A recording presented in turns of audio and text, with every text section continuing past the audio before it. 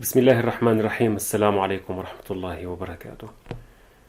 This is going to be a bit long series composed of short episodes about certain things related to translation.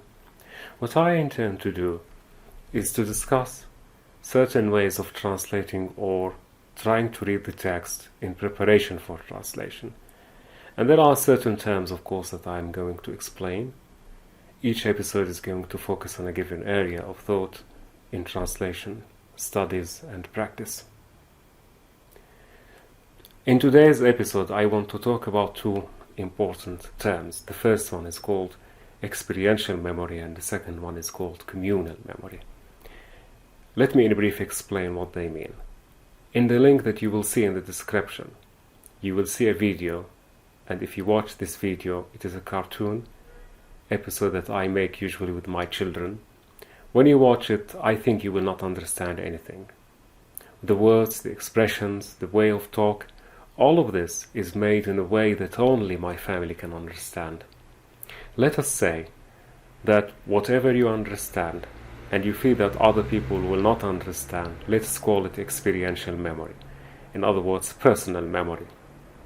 What happens is that usually when you encounter something, when you hear something, when you see something, when you touch something, what happens, technically speaking, is that the brain goes to all neurons in the brain and tries to find connections with your own experience to give meaning, to add more feelings and value to what you hear, what you listen to, and what you touch, and what you get through sensations. This makes understanding highly subjective, in other words.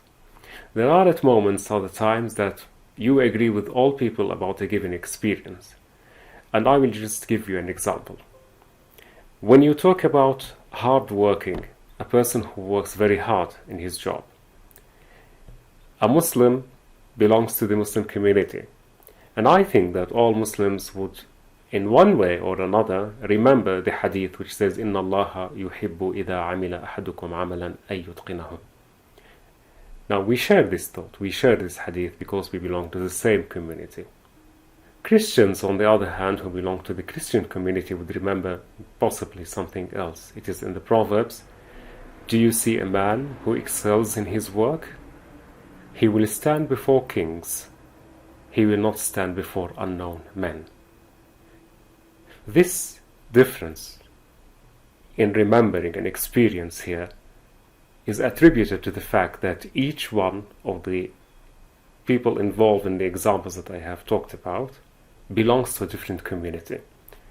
Let us call it communal experience and not personal experience. So communal experience is anything that happens in the world. You see it, you watch it, you read it, it gets into your sensations, and from sensations gets to the brain, and you remember all of those feelings and meanings maybe simply because you belong to the same community. There's another example that I remember. It is about an article that I read called New Face of Ageism. And this is English, it's written in Britain. It mentions, for example, the name of Jane Fonda, and it says, not old people, not all of them are like Jane Fonda. Only people inside the British community maybe, or the European community, can understand this, because Jane Fonda is an old woman, and apparently she is glamorous all the time, beautiful.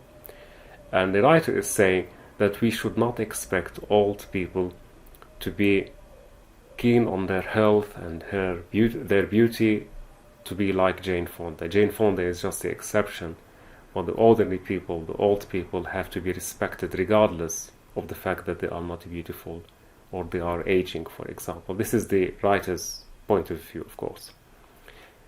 In the Arab society, we do not have the Jane Fonda example. For that reason, it's going to be a challenge. What is the role of the translator? The translator's role is to translate from Arabic into English or English into Arabic, and he is a cultural mediator. What I mean is that when there is something related to communal experience in the text, when the text is specific to a community, it's highly cultural. The translator is going to be challenged by the odds. He's going to navigate the options in order to translate this text into the other language. taking into consideration all the cultural aspects. What happens in technical terms is that if a text is written in Arabic and it's highly cultural, then only people who are insiders, who are inside this community, can understand it. And when you change it from Arabic into English, what happens is that you are having the challenge, meeting the challenge of how to convey information to an outsider.